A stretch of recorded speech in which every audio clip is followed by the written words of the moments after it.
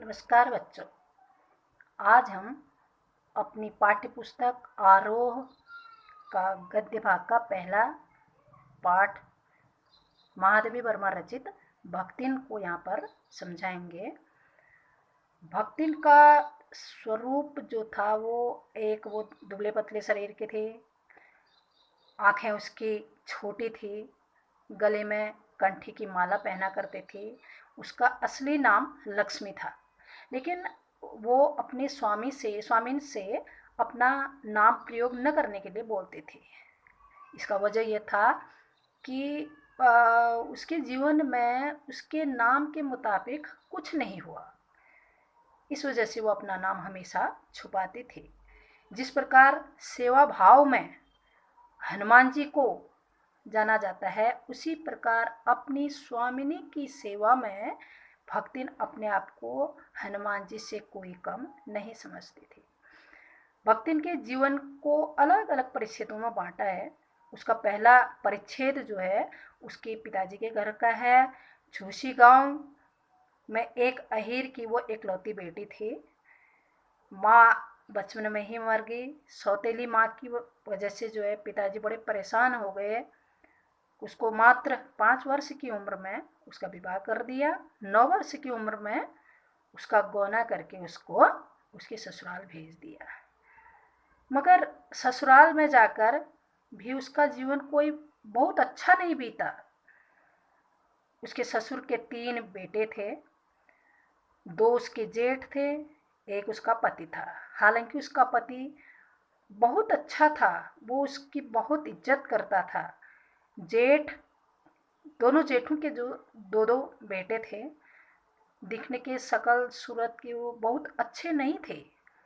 लेकिन उस समय की जो परंपरा थी, वो परंपरा ये थी कि लड़कों को बहुत ज़्यादा महत्व दिया जाता था और लड़कियों को जो है महत्व नहीं दिया जाता था। उनको खोटे सिक्के बोला जाता था।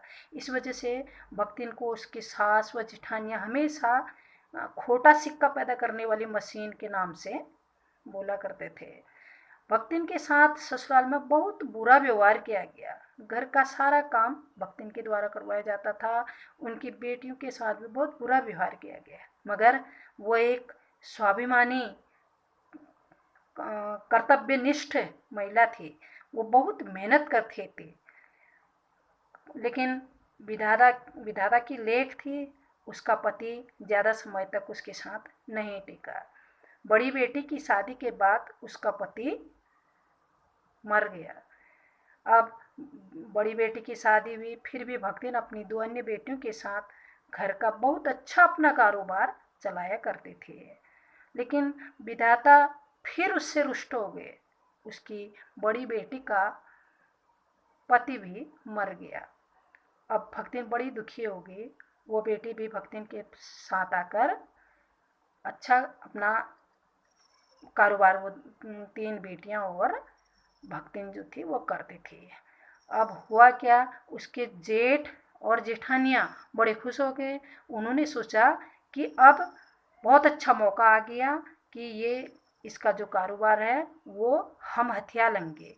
इसलिए उन्होंने एक साजिश रची, जिसमें कि उसके साले के साथ तीतरबाज एक लड़का था, उसके साथ उसकी बेटी की शादी तय कर दी। मगर बेटी तैयार नहीं हुई। लेकिन उन्होंने एक साजिश रची। भक्तिन की अनुपस्थिति में उन्होंने दोनों को अंदर बंद कर दिया। बाद में जब बैठक बैठाई गई तो पंचों का ये निष्कर्ष निकाला गया कि भाई चाहे कोई गलत है या नहीं है, मगर जब दोनों एक कमरे में बंद हैं, निश्चित रूप से यह माना जाता है कि वो एक पति पत्नी के रूप में, न चाहते हुए भी उसकी बेटी की शादी तय हो गई। शादी तय होने के बाद धीरे धीरे उसका जो कारोबार था वो बड़ा बेकार होने लगा। वो तीतरबाज जो उसका दामाद था, उसने सब बर्बाद कर दिया। एक वक्त ऐसा आया कि भक्तिन को लगान देने के लिए भी उसके पास पैसे नहीं थे। जमींदार ने उसको दिन भर धूप में जो है खड़ा कर दिया। लेकिन वो बड़ी स्वाभिमानी महिला थी। उसने प्रण कर लिया कि अब वो उस गांव में नहीं रहेगी। इसलिए वह भक्तिन महादेवी के पास शहर में आ गई। यहाँ से उसके जीवन का तीसरा परिच्छेद शुरू होता है। तीसरे परिच्छेद में भक्तिन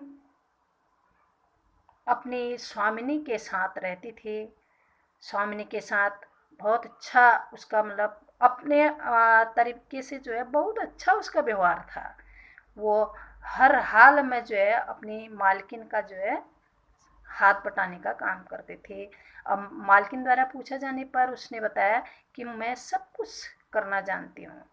लेकिन मालकिन ने जब उसका नाम पूछा तो उन्होंने कहा कि देखिए मैं आपको अपना नाम बताती हूँ, लेकिन आप उस नाम से मेरे को मत बुलाना, क्योंकि जो नाम मेरा है वह मेरे जीवन के लिए जो है सही नहीं है।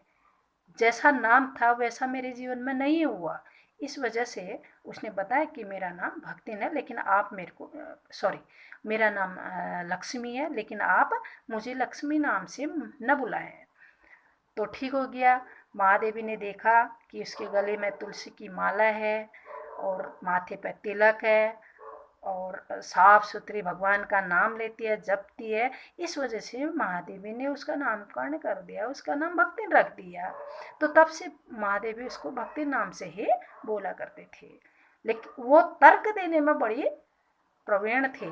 किसी भी बात को जो अपने तर्कों से सही साबित कर देती थी।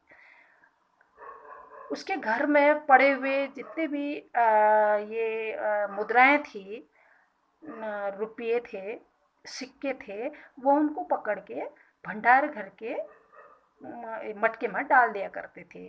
जब मालकिन पूछती थी कि वो पैसे कहाँ हैं, तो बोला करती थी कि जो चीज़ें संभाल के रख दी, इसमें चोरी का तो कहीं से कहीं तक कोई नाम ही नहीं है। तो मालकिन मान जाती थी। और जब बाल मुड़ाने वाली बात आती थी तो वो कहती थी देखो ऐसा है, तीर्थ गए मुड़ाए सिद्ध। तीर्थ जाने के बाद अगर हमने अपने बाल नहीं मुड़ाए, बाल नहीं काटे, तो तीर्थ का क्या फायदा। तो इस तरीके से किसी भी हालत में महादेवी को तर्क देकर वो चुप करा देती थी। एक बार ऐसी महादेवी ने बोला कि मेरे पास जितने भी जो सेवक सेविकाएं हैं वो सब पढ़ेंगे लिखेंगे, वो कोई अंगूठा नहीं लगाएगा, सारे लोग अपना दस्तखत करेंगे।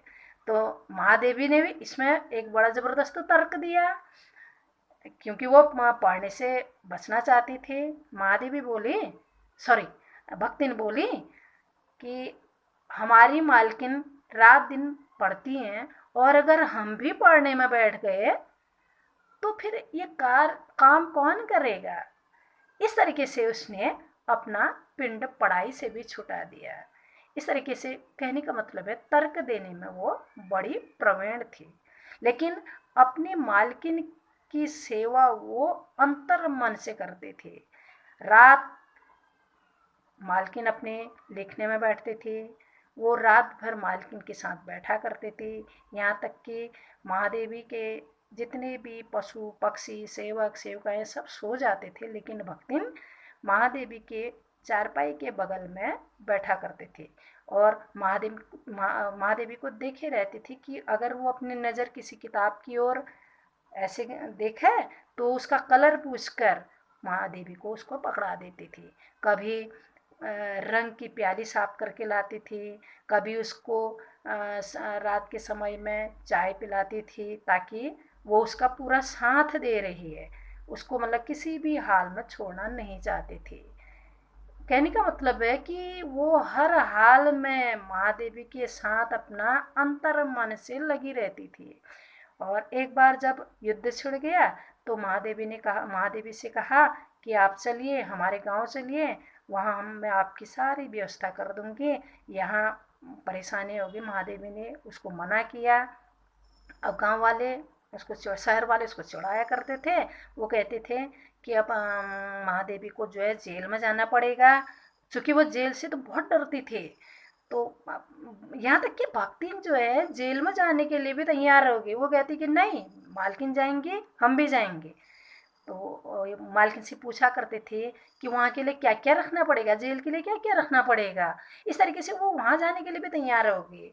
एक बार जब स्थिति बड़ी नाजुक हो गई तो उसने कहा कि मालकिन आप मेरे गांव चलिए, मैं आपकी वहाँ सारी व्यवस्था कर दूंगी, जो जो चीज़ आपको ये शहर में है वो वहाँ पर आपके लिए सारी चीज़ें बना दूंगी, आपके सोने के लिए चारपाई लगा दूंगी, आपकी किताबों को रखने के लिए शेल्फ बना दूंगी, सारी व्यवस्थाएं जो शहर की व्यवस्थाएं थी वो सारी उसने बताया। तो महादेवी ने ऐसी पैसों की किल्लत वाली बात की थी, तो सबसे बड़ा त्याग उसका यहाँ पर दिख गया। तो उसने कहा कि कोई बात नहीं, मेरे पास 120 रुपये पड़ा हुआ है, उस पैसे से मैं आपकी सारी व्यवस्था कर दूंगी, आप तब भी चलिए। तो वो नहीं मानी। तो महादेवी ने कहा कि नहीं, हम गांव नहीं चलेंगे, यहीं रहेंगे। तो भक्तिन ने कहा कि आप नहीं चलेंगे तो मैं भी नहीं चलूंगी। जबकि भक्तिन की बेटी उसको बुलाने के लिए आई थी, उसके दामाद आए थे, लेकिन वो अपनी बेटी दामाद के साथ नहीं गई, उनको वापस कर दिया। उन्होंने कहा कि जब तक मेरी मालकिन पास में है मैं पास में रहूंगी, मालकिन के साथ रहूँ चाहे मालकिन कहीं रहे। तो इस तरीके से उन दोनों का इतना आपसी प्रेम था। इस प्रेम को यदि हम कहें कि सेवक और सेविका और मालकिन कहें तो ये उचित नहीं होगा। ये हम ये मान के चलें कि महादेवी जो थी उसकी अभिभाविका थी, और वो भक्तिन जो थी उसकी सेविका नहीं थी। महादेवी नहीं चाहती थी कि वो उसको अपनी सेविका के नाम से पुकारे, वो चाहती थी कि वो मेरी सेविका नहीं है, और मेरे मेरे जो एक दोस्त जिसको कहते हैं वो दोस्त की तरह वो रहने वाली थी। शायद ऐसे सेविकाएं नहीं होती हैं जो कि इतना अपना त्याग अपने मालिक के प्रति करते हैं। तो मन ही मन महादेवी सोचती थी कि अभी तो ऐसा है, मेरे से बिछोड़ने में इसको इतना दुख हो रहा है, अगर हम दोनों में किसी की भी मृत्यु हो जाए तो आखिर हम दोनों रहेंगे कैसे। हालांकि कहानी अभी पूरी नहीं हुई, ये दोनों अभी जिंदे थे, लेकिन ये कहानी को इसी में यहीं पर समाप्त कर दिया कि वो सोचती है, महादेवी सोचती है कि आखिर अगर जिस दिन हमें हमेशा हमेशा के लिए बिछोड़ना पड़ेगा तो हम दोनों आपस में कैसे रहेंगे। तो बच्चों, इससे आगे इसके गद्यांश के जो प्रश्न उत्तर हैं वो हम आपको अगले वीडियो में बताएंगे, और इसके जो एक्सरसाइज के प्रश्न हैं या अन्य महत्वपूर्ण प्रश्न हैं उसका हम आपको PDF भेज देंगे। धन्यवाद।